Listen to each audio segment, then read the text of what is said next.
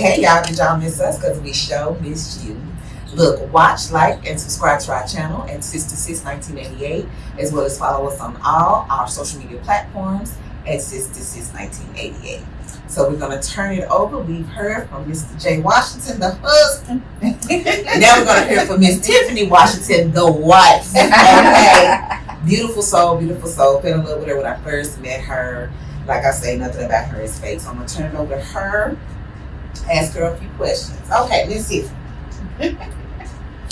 First of all, you've always been an entrepreneur, really. I've heard you never really worked for anyone. So you went from being this entrepreneur, I think you said you had some little problems that happened, and then that's when you went to the company and you met your husband. Yeah. So in that, is there anything you would have done differently while you were single?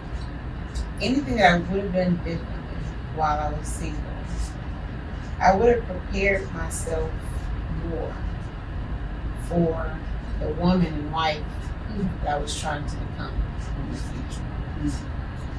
I was, of course, I heard earlier that, of course, age doesn't mean maturity.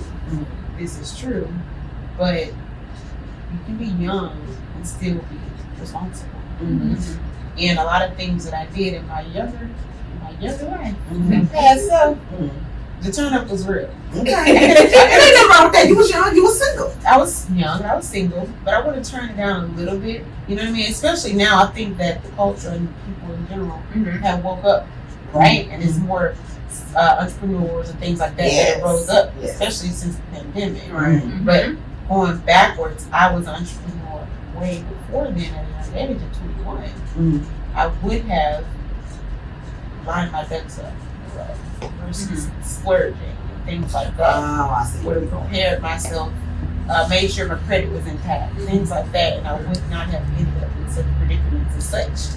But of course, I guess you could say ultimately it needed to happen. So I would have. That's how I landed myself in the insurance field by messing up. But I would have just lined myself up a little bit better. Okay. What is your advice to single women that are waiting on that special someone? Keep your legs closed, girlfriend. That's been my motto. It's working for me. Yeah. And prepare yourself to be that person that man is looking for. A lot of times, we feel like ain't no good man because we're not good women. That's true. A lot of times, like looking deep down inside, it's always look at yourself in the mirror and ask yourself, what do I desire? Right? Who do I desire? And at the same time, what do they desire?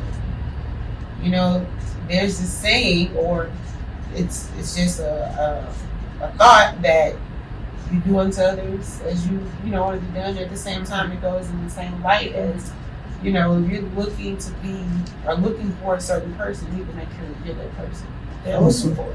Okay. Okay. So the thing nowadays, because we got the 30 is the new 20, the 40 is the new 30, and I'm forever 21 though. For women who are doing the single thing, what would be your advice? Do you think it's a good thing to date different men, or do you think it's better when you date that one person?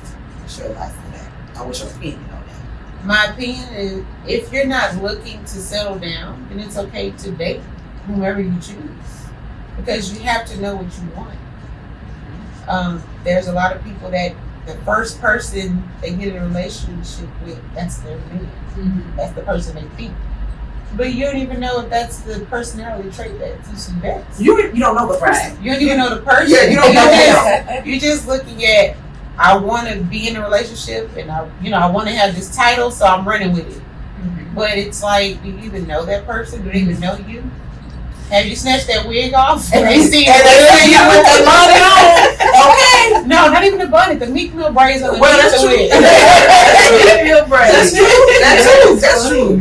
You know what I mean? Yeah. Okay. Because you do have some men feel like they shouldn't see you out of place at all, never even when you're at home.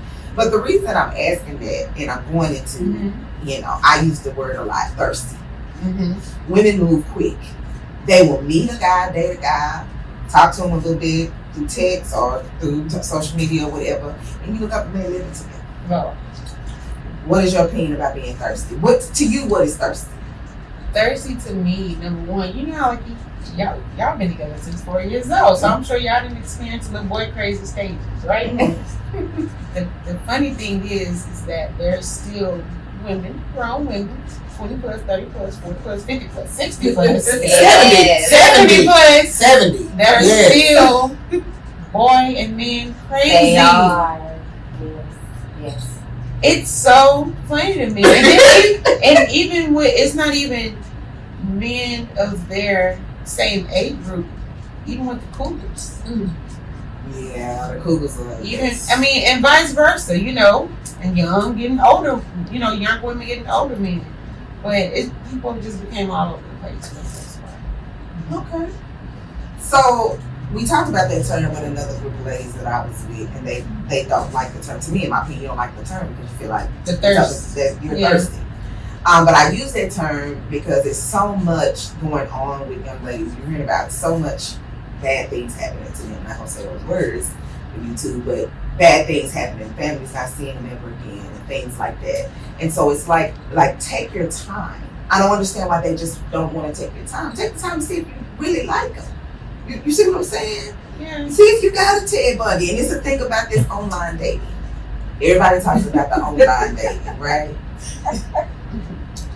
I think people feel like meeting people in person, you get more truth. To me, I'm saying that the lies you get from a person online is the same lies you get from a person in person that you meet. What do you think? I mean, a lie is a lie. But the truth is digging to the root of the lie. You know what I mean? And let's back it up because you talk about thirsty. I don't think that women in general are just thirsty. I think that there's so many women that have so many underlying and unresolved issues from their past that they're thirsty for. And so they're seeking and they're looking for that in men, thinking that they can fill the void from the past. But truth be told, we have to get to the root of the problem.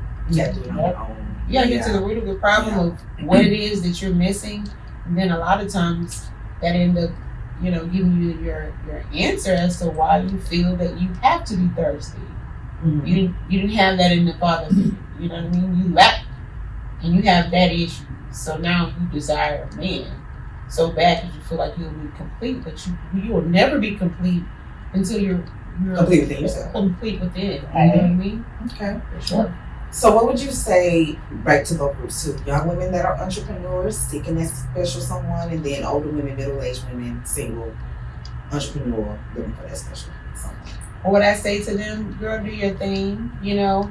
Of course, you got some leeches, you got some men that are looking for your type and your caliber so that they can come up. Mm-hmm. But then you have those that are also looking for that soulmate, you know, that helpmate to grow and build something bigger. Mm-hmm. So what I'll say to them is do your thing, and what's meant to be will always come back around. Yeah. You know, that's law. Okay. You guys have any questions? No. Okay. Well, until next time, there's strength in sisterhood and support in sisterhood. Bye. That's good too. Bye.